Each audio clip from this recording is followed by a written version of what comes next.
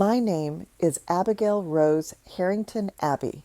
To everyone who's ever summered with us, Mrs. Harrington to the Yacht Club Commodore who still tipped his cap when passing our gate, and simply, my Abby Rose. To the man who made this rocky stretch of Bar Harbor, Maine, feel like the center of the universe. And if you'd asked me on the morning of September 15th, 2025, what the word forever tasted like, I would have led you out onto the sweeping veranda of our gray-shingled, Gilded Age mansion, handed you a cup of coffee brewed strong the way Nate liked it. Black, no sugar, just a hint of salt from the air, and said, "Breathe deep, that sharp tang of low tide mixed with pine from the acacia forests across the bay, the faint wood smoke drifting from someone's early fireplace down shore path, the low, steady roar of the Atlantic slamming against the granite rocks below our cliff." That's forever. That's Nathaniel Harrington coming home. For 41 years, that dramatic, fog-kissed coastline of Frenchman Bay was the absolute axis around which my entire world turned. Captain Nathaniel Harrington Nate, to the lobstermen and yacht captains who revered him. Captain Nate to the summer colony who invited us to their lawn parties. And simply my love to me was the shipping magnate whose family had plied these waters since the days of tall-masted clippers hauling ice and granite to Boston and beyond. He spotted the crumbling 1890s mansion in a yellowed 1984 estate auction catalog, one of the last great cottages built by a Boston Railroad baron, fallen into heartbreaking disrepair after the crash of '29 forced the family to close it up and decades of brutal nor'easters and salt air had taken their toll. The cedar shingles had weathered to a ghostly silver gray. The widow's walk railing rusted and leaning dangerously, the once manicured wild rose hedge overgrown into an impenetrable thicket of thorns. The private path to the pebble beach below completely swallowed by brambles and poison ivy. The grand veranda sagged, windows stared blankly with broken panes, and the carriage house roof had partially collapsed under the weight of a long-ago ice storm. But Nate stood on what remained of the veranda that raw, foggy June day in 1984, wind whipping his dark hair into his eyes, salt spray misting his face from waves exploding on the granite outcroppings far below, and turned to me with that slow, certain smile that had stolen my heart at a Newport regatta when we were both 23. "Abby Rose," he said, voice carrying over the crash of surf and the cry of gulls. "This is it. Look at her bones, solid as the day she was built. We'll bring her back, shingle by shingle, balustrade by balustrade. We'll fill these rooms with children's laughter and summer parties that'll make the old Bar Harbor set jealous all over again. We'll raise our family here, grow old watching storms roll in across the bay, and never need another harbor." I believed him with every fiber of my being, because when Nate Harrington spoke of building something, whether a new shipping route through the Bay of Fundy or a life together, his vision was as steady and true as the lighthouse beam from Bass Harbor Head across the water.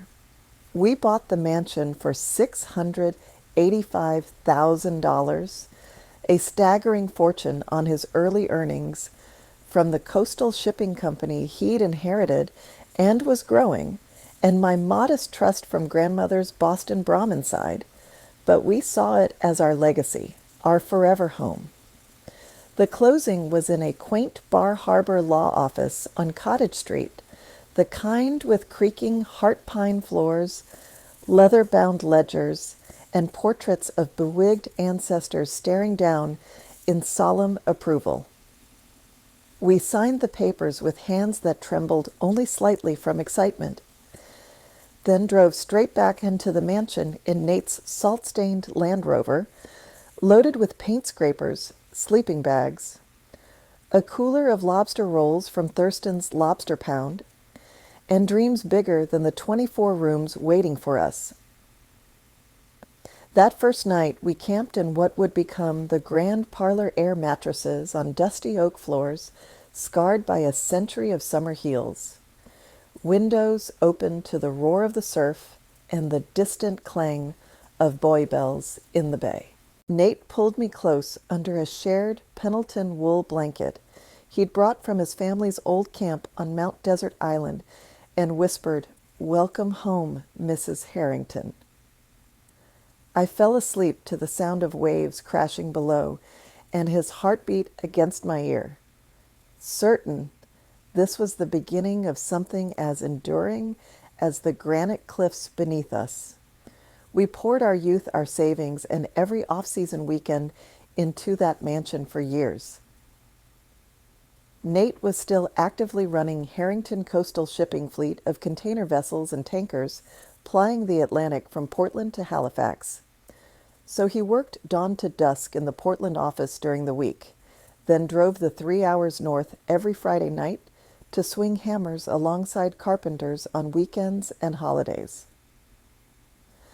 I left my part-time interior design work in Boston to oversee the restoration, full-time stripping layers of peeling 1950s wallpaper until my fingers were raw and splintered, revealing the original hand-painted borders and plaster medallions beneath.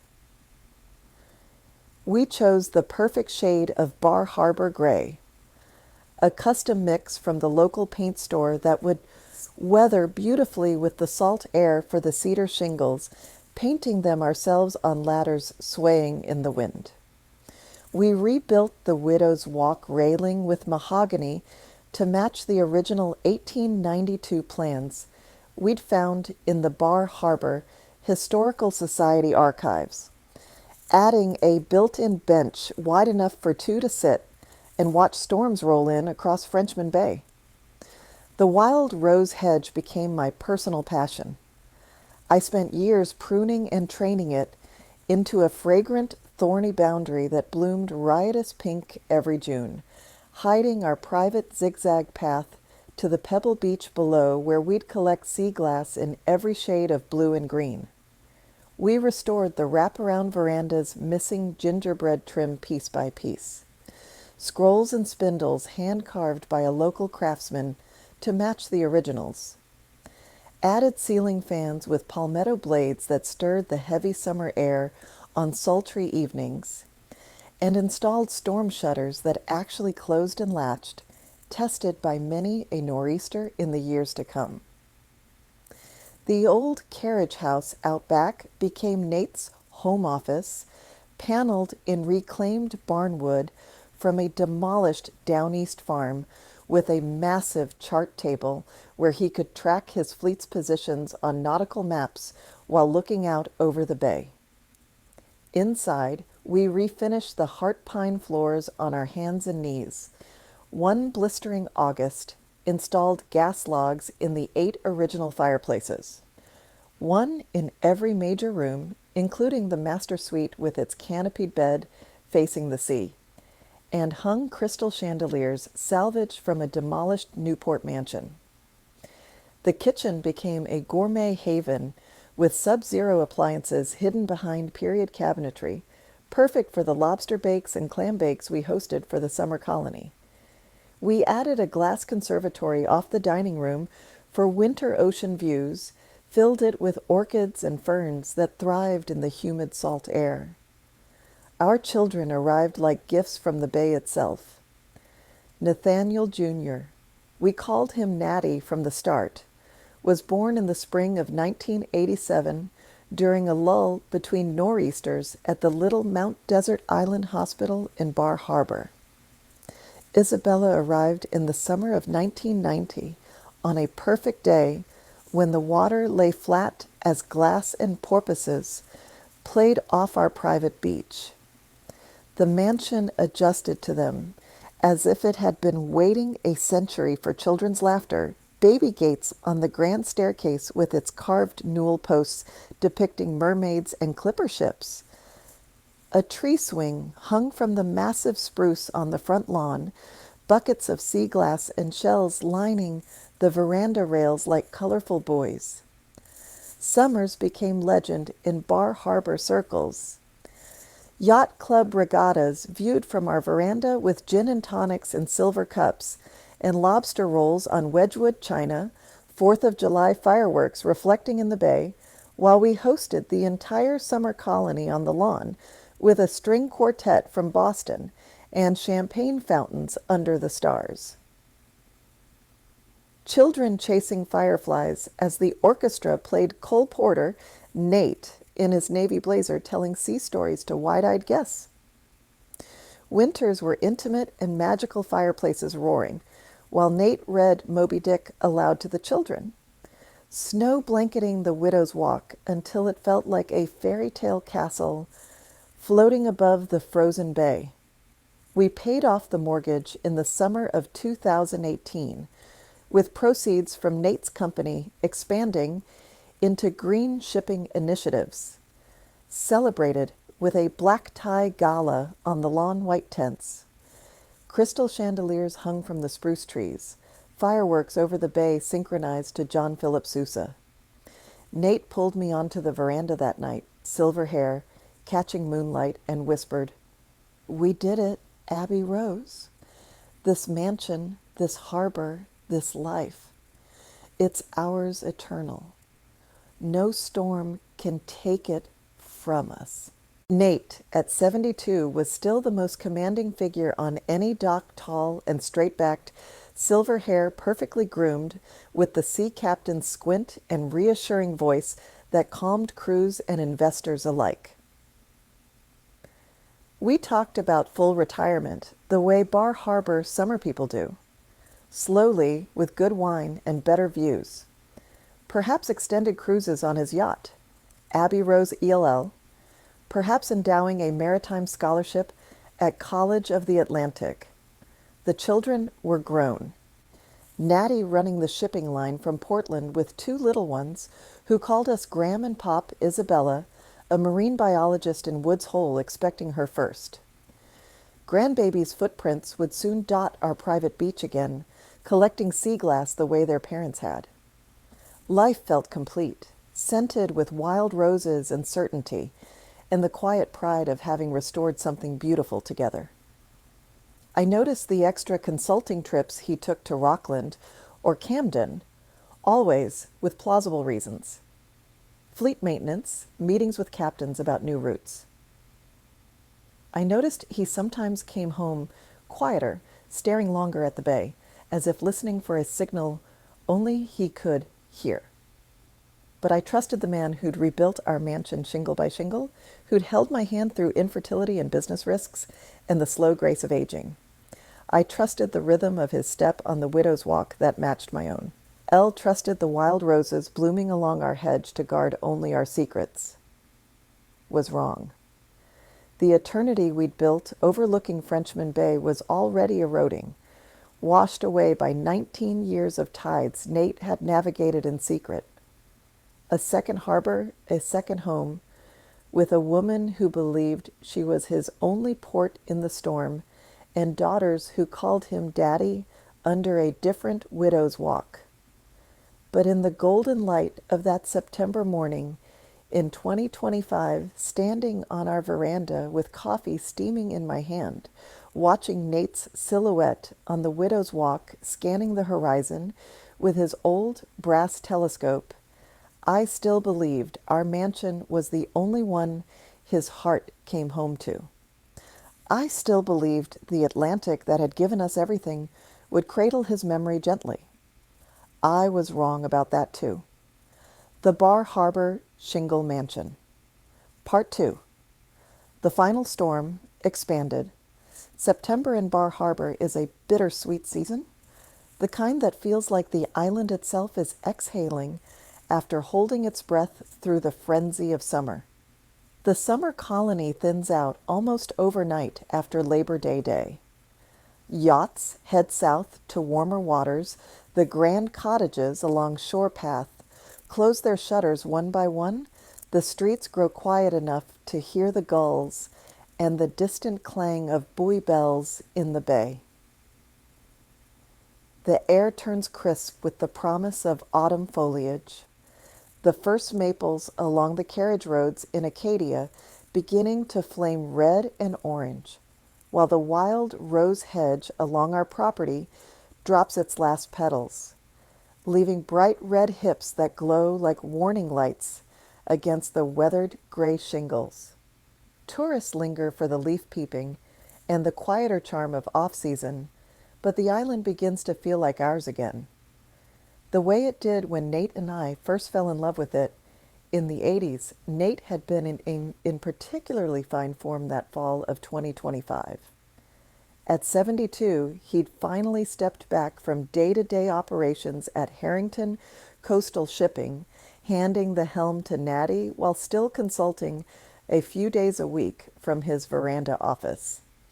He spent mornings on the Widow's Walk with his old brass telescope, checking the glass, as he called it, reading the barometer, watching weather build across the bay, predicting storms with the accuracy that had made him legendary among captains from Portland to Halifax. Afternoons were for small projects around the mansion, touching up paint on the veranda railings, pruning the wild rose hedge with the same careful hands he'd once used to splice lines on deck, or planning our annual harvest party on the lawn lobster from the co-op, corn roasted on the beach fire pit, a string quartet from Bangor playing under the stars.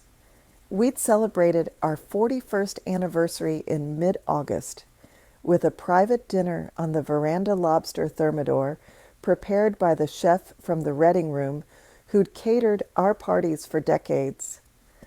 A bottle of 1996 Dom Perignon we'd been saving since Natty's wedding, and dancing barefoot to our old playlist of Sinatra and Ella on the outdoor speakers. Nate still moved with that sailor's grace, twirling me under the string lights we'd hung from the spruce trees, whispering, "You're more beautiful than the day I married you, Abby Rose." His silver hair caught the moonlight, his sea-green eyes crinkled at the corners the way they always had when he was truly happy. We made love that night in our master suite, with the French doors open to the sound of waves, the wild rose scent drifting in on the breeze, and I fell asleep certain we had decades left. The morning of September 15th started with that classic Bar Harbor, low fog, the kind that rolls in thick as wool from the Grand Banks, muffling buoy bells and turning the world into soft gray shapes. I woke to the low moan of the automated foghorn from Bass Harbor Head across the water, a sound that had lulled me to sleep for 41 years. Nate was already up and moving quietly in the kitchen below, his familiar rhythm, coffee grinder, whirring, the soft clink of his favorite mug, the one with the faded Harrington Shipping logo, toast popping, the rustle of his weather journal as he noted barometric pressure. He came back into our bedroom around 6:30, dressed in his old navy sweater and khakis, silver beard neatly trimmed, eyes bright with that boyish excitement he always got before a blow. "Storm's brewing out there somewhere," he said, bending to kiss my forehead, whiskers scratching familiarly. "Glass is falling fast. Gonna head up to the walk and watch her build. Might be a proper nor'easter by evening." I mumbled something about being careful on the wet stairs, the way I always did when weather was coming, and he chuckled low in his chest, the sound that still made my heart skip after all these years. "Always am my Abby Rose. Love you more than the tide itself." Then he was gone. The soft thud of his boots on the grand staircase, the creak of the widow's walk door far above, the faint whistle of whatever sea shanty had been stuck in his head that week. I dozed another hour, the foghorn moaning every few minutes like a distant wail. When I finally rose, the mansion felt wrapped in cotton windows opaque with mist, the world reduced to the immediate grounds, the spruce trees looming like ghosts, the wild rose hedge dripping with dew, the veranda railings beaded with moisture. I made coffee strong enough to cut the damp Nate's blend, dark roast with a hint of chicory he'd picked up on a New Orleans run years ago, and stepped onto the veranda in my robe and slippers. The air was heavy, still waiting. I could hear gulls crying somewhere out in the void, the muffled crash of waves on the rocks far below, but visibility was less than 100 yards. By 9, the fog began to lift in patches, revealing glimpses of blue sky and the white froth of waves on the outer islands. I started my day properly, sweeping the veranda of overnight dew and pine needles carried on the wind, checking the storm shutters to make sure they were ready if needed, answering a few emails from the Historical Society about our mansion's inclusion in next year's tour. The harvest party planning was in full swing. Invitations sent, menu finalized with the caterer, quartet confirmed. Nate came down once around 11 for a quick lunch, lobster roll leftovers from the club, a grin about a proper blow coming in from the northeast. Then headed back up with his thermos of coffee and his old binoculars, saying he wanted to track the front's approach for the captain still at sea. Busied myself with preparations for potential weather, closing the conservatory windows, bringing in the veranda cushions, checking the generator fuel levels in the carriage house. The wind picked up steadily through the afternoon first, a breeze ruffling the wild rose leaves, then gusts that rattled the storm shutters and sent spray clear up to the veranda from the rocks below. By 3, the sky had turned the color of tarnished pewter, clouds racing low and fast. Rain began in fits and starts, then settled into a steady drive that hammered the roof like marbles. Nate came down again around 4, face flushed from wind, eyes bright.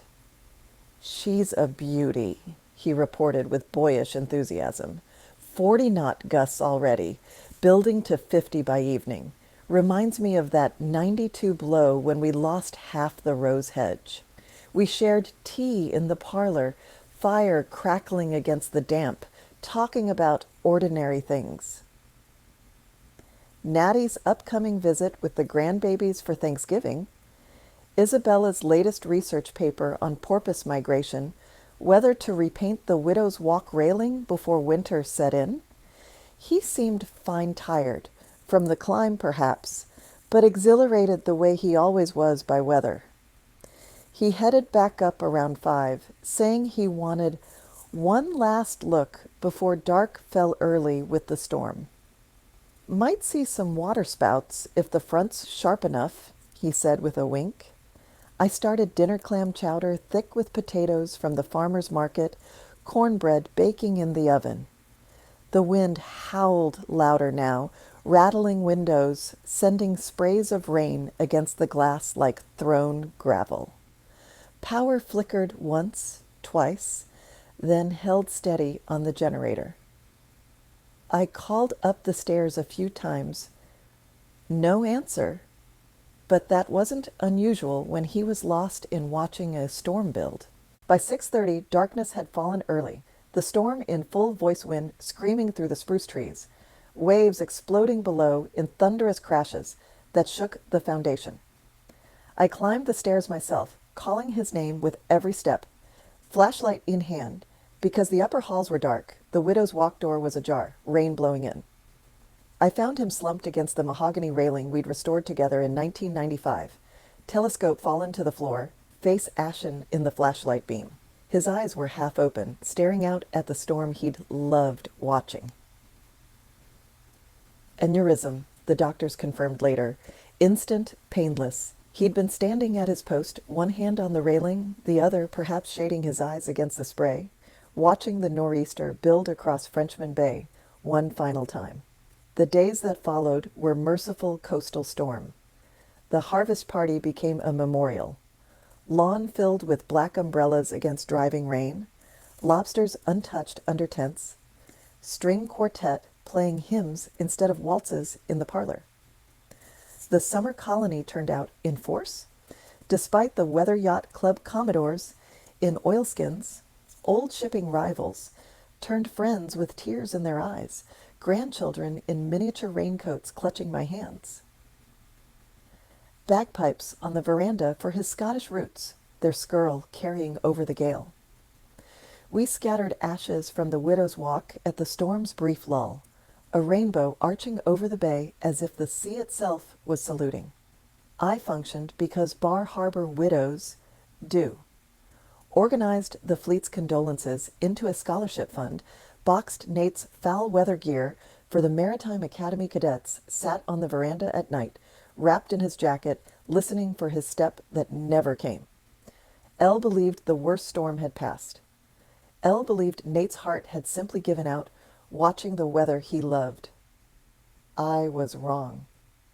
The real tempest, the one that would strip our mansion to its bones, was already approaching from down east, carried on winds, from a second harbor where Nate had weathered 19 years, with a woman who believed she was his only shelter from every gale.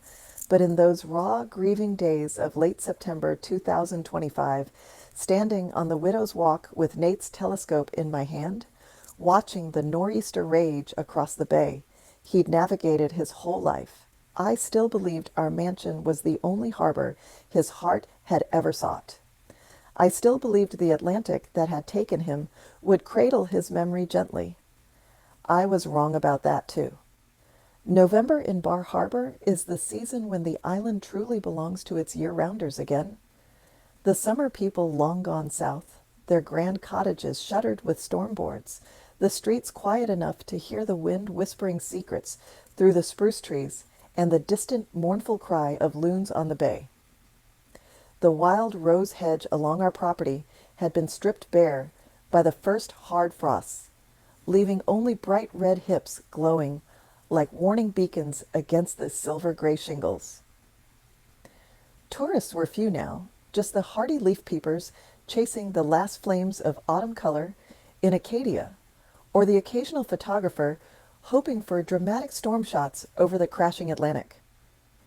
The air carried that sharp, clean bite of approaching winter salt, mingled with wood smoke from early fireplaces, the promise of snow in every gust off the water. I had found a fragile rhythm in the off-season solitude that followed Nate's death.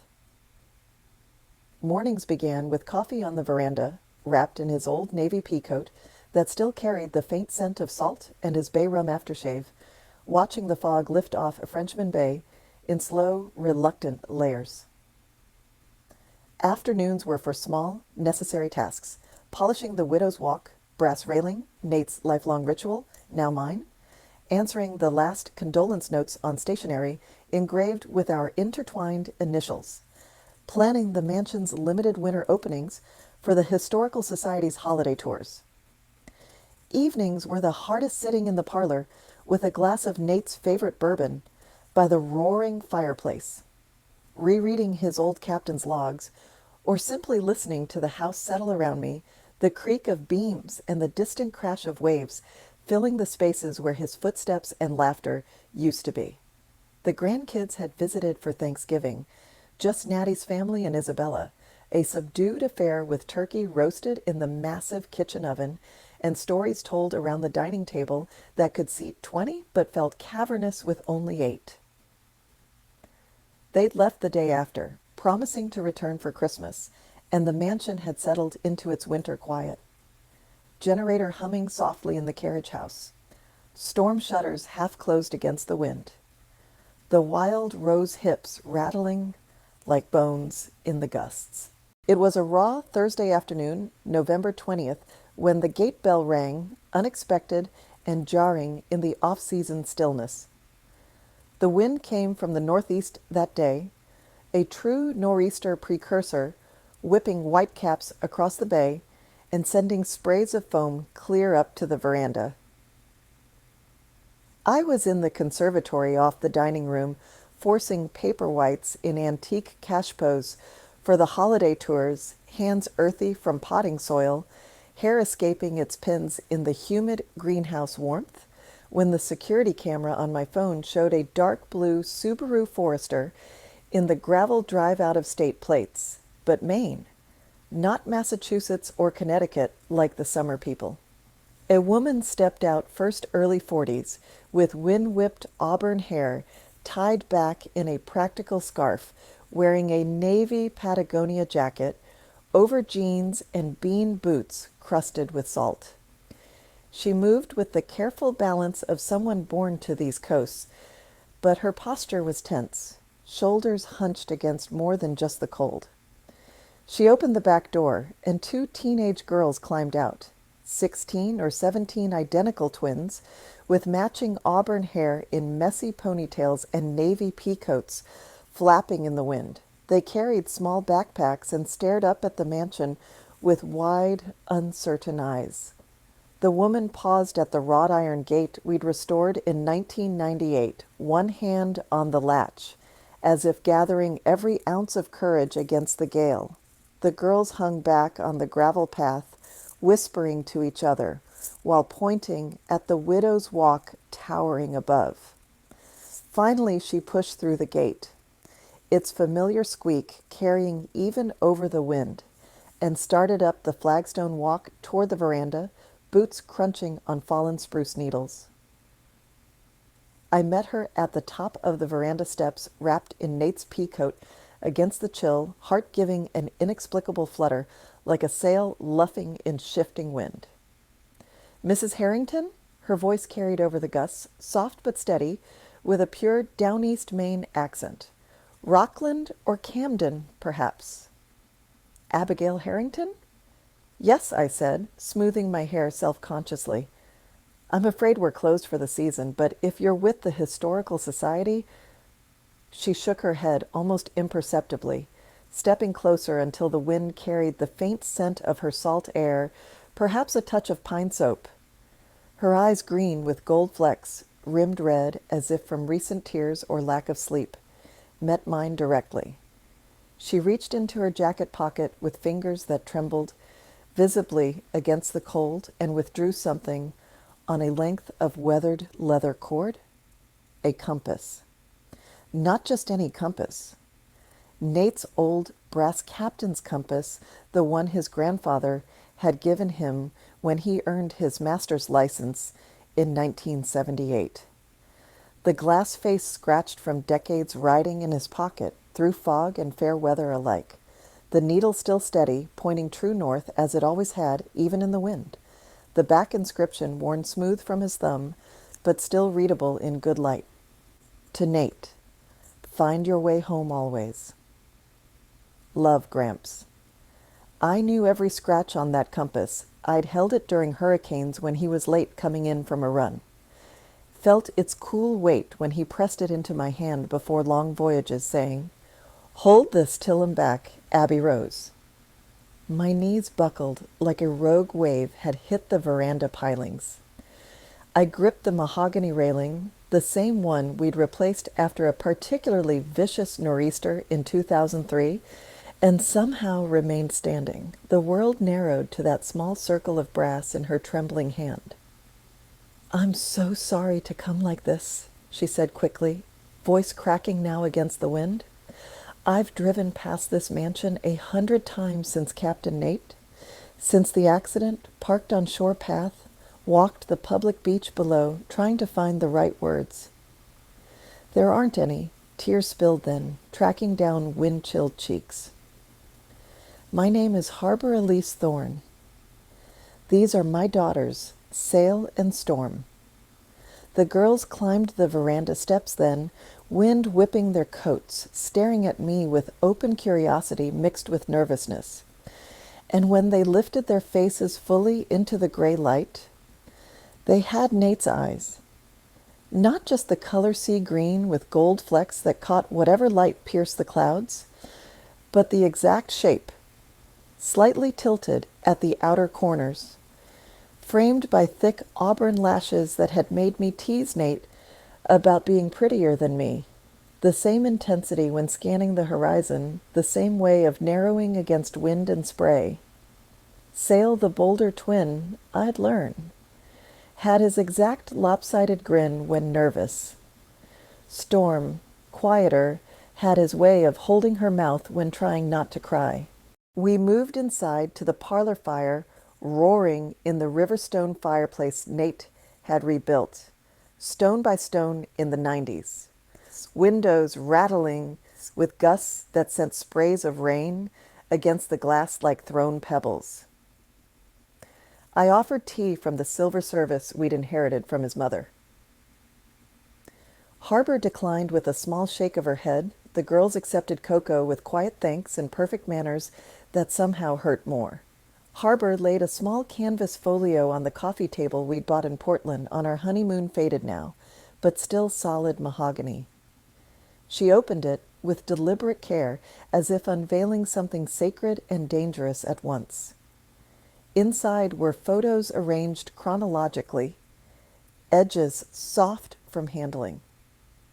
The first, Nate, perhaps mid-2000s, in his captain's jacket, arms around a smiling Harbor on a different veranda, both younger, laughing at some private joke against a backdrop of different rocks. The second, Nate holding newborn twins in a hospital room, one in each arm, face radiant with exhausted joy, the same expression he'd worn the days Natty and Isabella were born. The third, the twins at perhaps 5, in matching yellow slickers, learning to sail a small dinghy from a dock I didn't recognize. The fourth, a family Christmas in a smaller shingled cottage tree, decorated with nautical ornaments, Nate, in a Santa hat, helping the girls hang glass floats. The fifth, recent, the twins at 16 in yacht club whites, standing with Nate on a sailboat rail, all three grinning into the wind, his hand on each of their shoulders. Harbor's voice remained soft, almost conversational, as if recounting someone else's life over tea. Nate and I met in the fall of 2006 when he consulted on a harbor restoration project in Rockland. He was helping update the pilings and navigation aids. I was managing the marina office after my first husband died in a fishing accident. He was kind when others weren't, fixed things around the cottage without being asked. Took the girls fishing when I needed a break.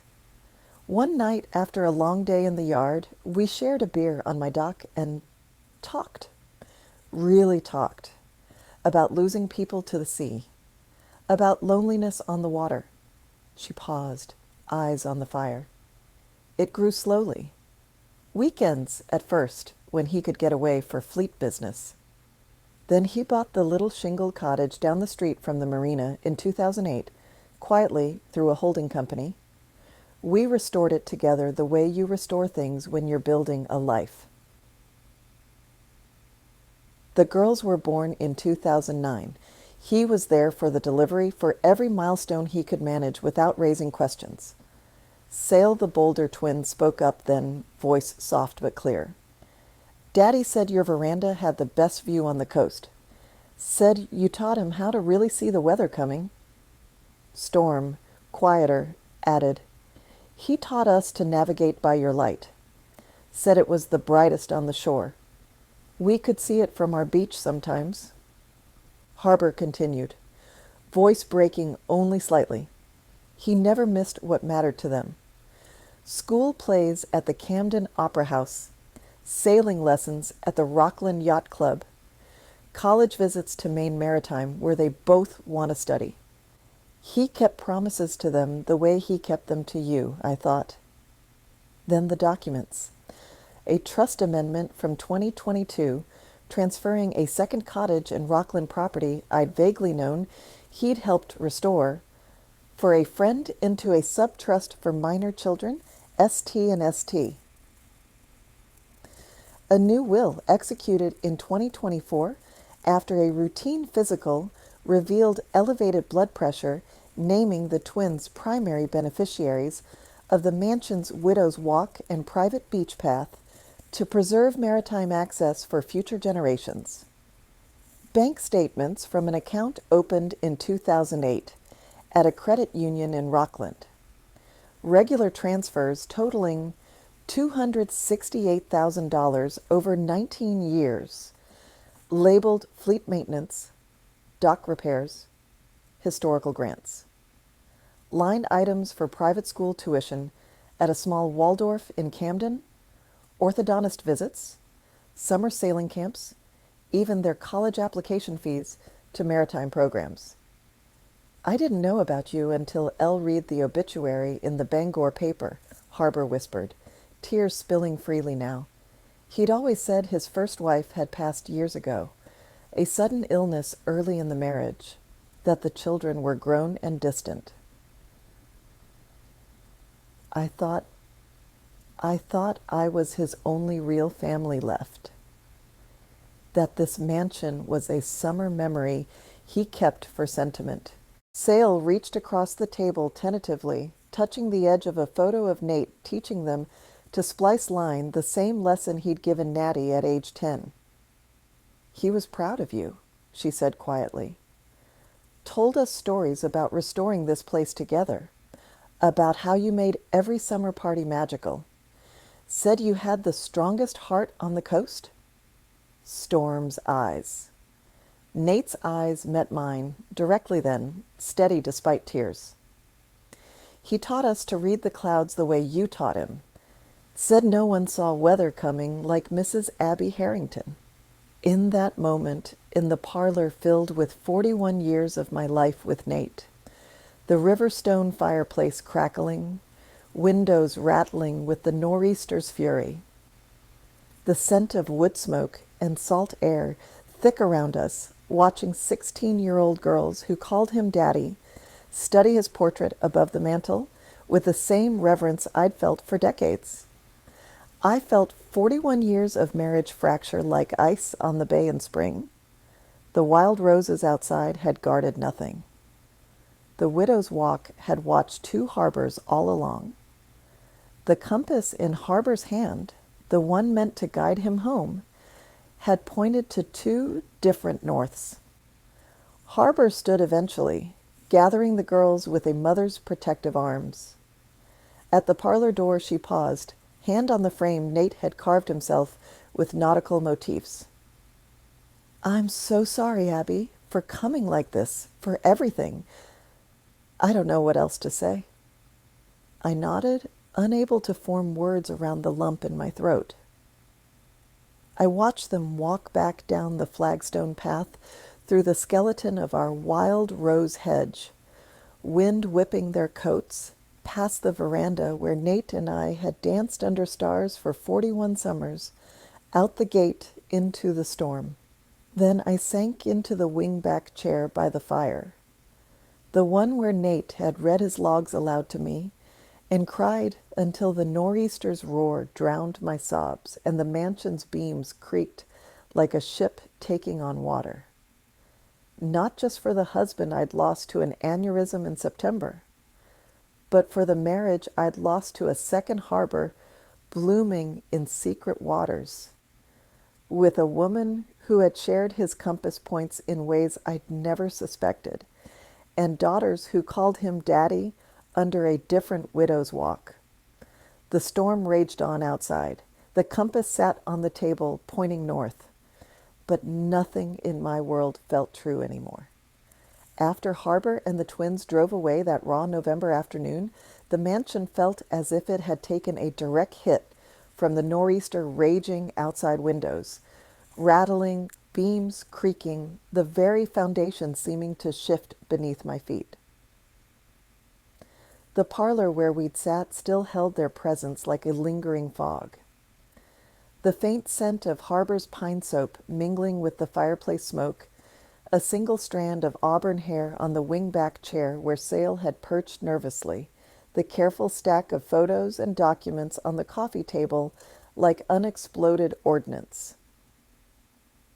Nate's old brass compass sat atop the pile, catching firelight in its scratched glass face, needle pointing true north as it always had, even when everything else in my world had lost direction.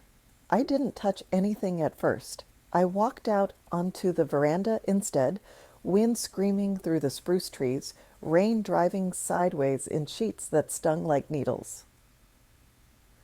I stood at the railing, the mahogany one Nate and I had rebuilt together in 1995 after a particularly vicious storm took the original, and stared out at the bay.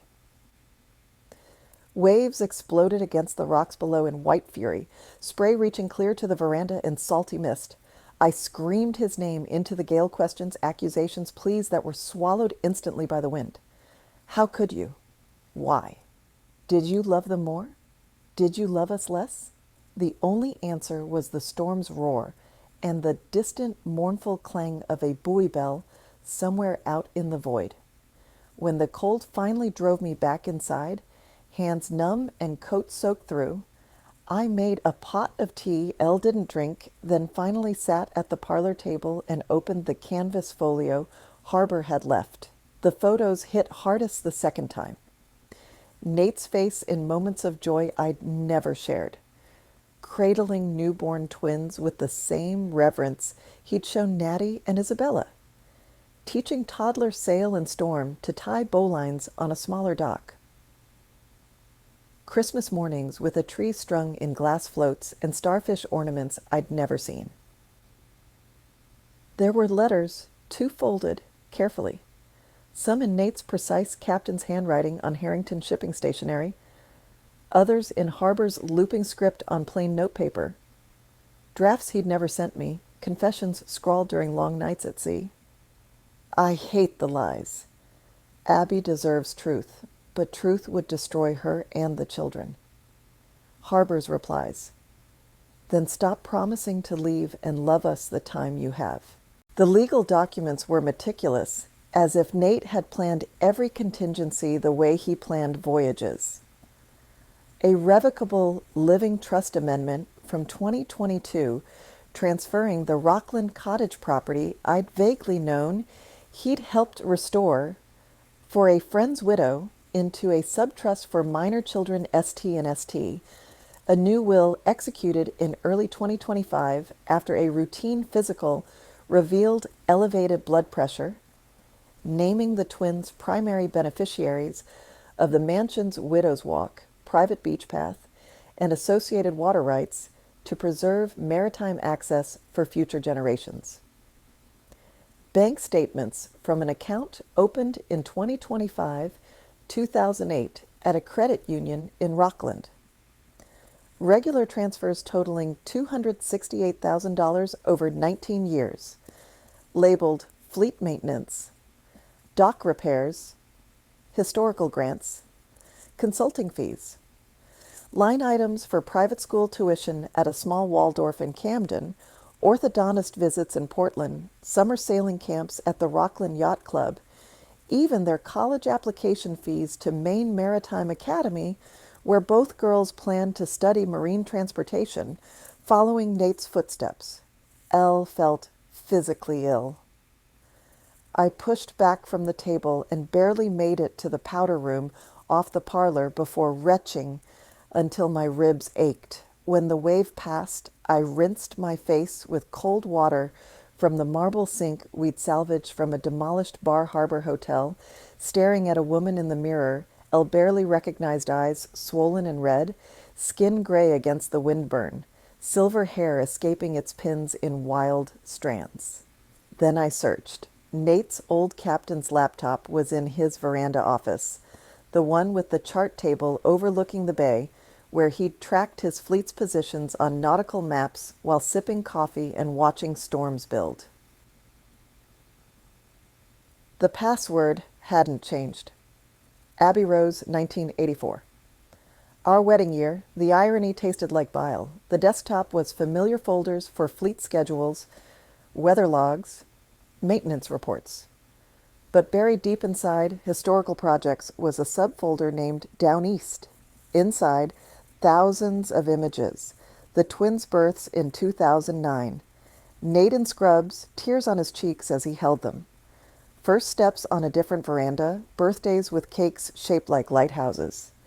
Christmases with stockings hung on a smaller mantel. Videos, too. Nate teaching the girls to splice line on a dock half the length of ours. Harbor filming him reading The Little Mermaid in silly voices. A recent clip from spring 2025. Nate older, thinner perhaps, pushing the twins on swings at a playground, overlooking a different harbor, all three laughing as gulls wheeled overhead. Spreadsheets tracked every dollar with chilling maritime precision. One column for Bar Harbor, our life, mortgage until paid, children's college funds, veranda renovations after storms, my historical society donations. Another for Rockland, their life, cottage payments, school fees, sailing lessons, a new outboard for harbor skiff. Balanced almost to the penny, as if love and betrayal could be equitably distributed like cargo in a hold. I called Natty first. He answered on the second ring, grandbabies. Laughter in the background that cut off when he heard my voice. Mom, what's wrong? Drive here.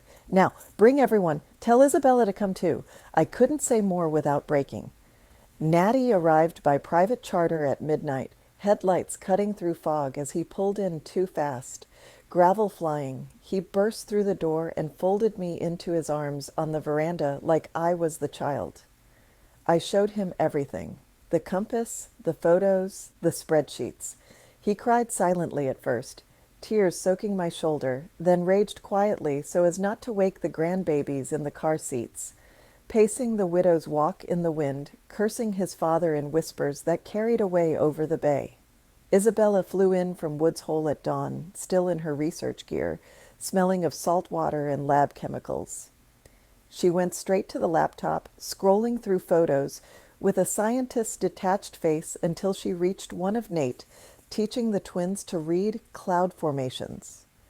The same lesson he'd given her at age 10. Then she shattered, sobbing into my arms like the day she'd lost her favorite stuffed seal to a wave on our beach. We sat at the grand dining table until the sun was high, reading every letter aloud, voices raw. We found more in Nate's cloud backup scanned ultrasound images of the twins he'd never shown me. Birthday cards from Daddy Nate to Sail and Storm. Videos of their school plays he'd watched alone in hotel rooms during consulting trips. The children's grief twisted into something sharper. Natty kept repeating, how could he miss my commissioning ceremony for their sailing regatta? Isabella focused on the money. He skimmed from my grad school fund for their private tuition? We hired Bar Harbor's top estate litigator the next week. Margaret Maggie Pinkney, a steel magnolia with a reputation for dismantling trusts in old money disputes. She spread the documents across the same dining table scarred with decades of our life and mapped the battlefield. Maine's strong community property laws and elective share rights could likely invalidate much of the trust and will if we proved the funds were marital assets and Nate lacked full capacity during his final health decline. The blood pressure medication sometimes caused confusion, we argued. But Harbor could claim equitable distribution, or argue Nate's clear, repeated intent over 19 years. Discovery would be brutal subpoenas for yacht club logs, depositions of crew members who'd covered for his maintenance weekends, possibly putting 16-year-old twins on the stand to testify about their relationship with their father. Some nights I climbed the widow's walk alone, wind howling through the railing, watching lightning flash over the bay. I raged at Nate, at the sea of lies he'd navigated so calmly, at the second harbor he'd tended, while I believed ours was the only one. Other nights I sat on the veranda bench with his bourbon, watching fog roll in thick and velvet, wondering how many evenings he'd spent on a different veranda 60 miles south, reading bedtime stories to daughters who called him Daddy too, Harbor wrote once more, a letter delivered by hand to the gate in early December. No return address, written on heavy cream stationery that smelled faintly of pine. Abby. I replay our meeting every night and wish I'd found different words, a different way. Nate spoke of you with such reverence, your grace hosting the summer parties, your tireless work for the Historical Society, the way you made every guest feel like family on the veranda. He said you were his true north, the reason he could navigate anything. He changed the papers after a doctor warned about his blood pressure last year. He wanted the girls to know this place, to carry the maritime legacy forward. He regretted the depth of the deception almost daily in his final months, talking about confession but fearing he'd lose everything. Both families. I won't fight you for the main mansion or most of the grounds. It's yours. You earned every shingle and rose. But please consider letting the twins visit sometimes. Learn the harbor's history from you. They've lost their daddy too. With deepest sorrow and respect, Harbor L. read it on the widow's walk at twilight, gulls wheeling below in the updraft, lightning bugs beginning their dance over the lawn despite the cold. Part of me wanted to burn the letter in the veranda fireplace. Part of me ached for the twins, their identical sea-green eyes, Sale's bold questions about the telescope, Storm's quiet watchfulness. We forwarded it to Maggie without immediate reply.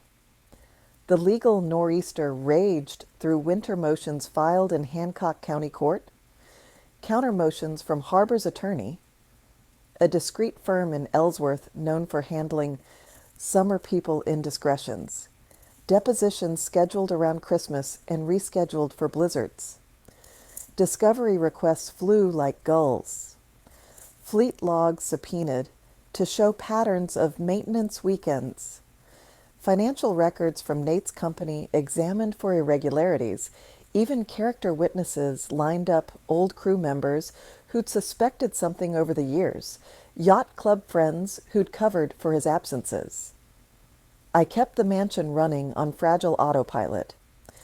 Hosted a subdued Christmas, just our children and grandchildren, at the long dining table where Nate should have carved the prime rib. Resumed limited winter tours for income. Training docents while my heart wasn't in it. Planted spring bulbs when the ground thawed enough hundreds of daffodils and tulips along the path to the beach, as if forcing growth could heal what had been uprooted. Natty and Isabella's anger ebbed and flowed. Natty fixated on the professional betrayal. He mentored me while funding their sailing lessons? Isabella grieved the personal. He missed my PhD defense for their graduation? In late February, as the first thaw turned the gravel drive to mud, Maggie called with news. Harbor had proposed formal mediation. Neutral ground at a law firm in Ellsworth, retired judge as facilitator. We agreed. Exhausted by the slow bleed of litigation, dreading the public spectacle a trial would become in Bar Harbor's tight circles. We met on a gray morning in early March, snow still piling in drifts outside the windows. The twins waited in an adjacent room with coloring books and hot chocolate. Harbor arrived in simple black, looking thinner, eyes carrying the same shadowed grief I saw in my mirror. The girls accompanied her briefly for introductions. Polite handshakes, shy smiles that were Nate's exact expression when meeting someone new. The mediator outlined paths, full contest, likely years, massive fees, public scrutiny, or compromise. Harbor spoke first, voice steady, despite tears. Abby has earned this mansion every day for 41 years. I won't take it from her. But the girls, they're Nate's legacy too. Let them know this Harbor, learn from the woman who taught him to read the weather. Spoke for the first time about the depth of loss. Not just Nate, but the erasure of our shared history, my voice shook only slightly. This veranda held our children's first steps, our vows, our life. I can't share what feels stolen. Sale and Storm were brought in briefly teenage awkwardness in their best dresses. Sale asked about the telescope on the Widow's Walk. Storm wondered if the beach still had green sea glass. Their questions, innocent, curious, were Nate's exact tone when discovering something new. We settled that week, papers signed in the same law office where we'd closed on the mansion 41 years earlier. I kept the main mansion, primary grounds, and historical control. The insurance split 60% to our children and grandchildren's trusts, 40% to our children and grandchildren's trusts to the twins for college and maritime pursuits. The Widow's Walk and private beach path became shared trust, both families watching storms together, access scheduled like tide tables. The twins visit monthly now, arranged through careful emails at first, then warmer ones. Natty and Isabella are warming, slowly teaching. Sail and Storm to read the barometer the way Nate taught them, sharing childhood stories of their father over coffee on the veranda. The girls call me Mrs. Abby, polite and curious, eyes lighting up when the Widow's Walk offers a rare, clear view to the horizon. Some nights I climb alone, wind howling through the railing, watching lightning flash over the bay. The Atlantic keeps its ancient secrets. Nate's harbor lives on, divided, complicated, but enduring. There were two harbors in Nathaniel Harrington's life. The first sheltered our family through every summer and storm. The second sheltered his secret through calmer waters down east. And somehow, in the space between them, where wild roses bloom and nor'easters rage, I remain, watching the tides, sharing the Widow's Walk I once believed was mine alone. Because love, even betrayed, leaves anchors too deep to pull. The waves crash. The wind howls. The light from the distant buoy flashes on. Steady. Forever.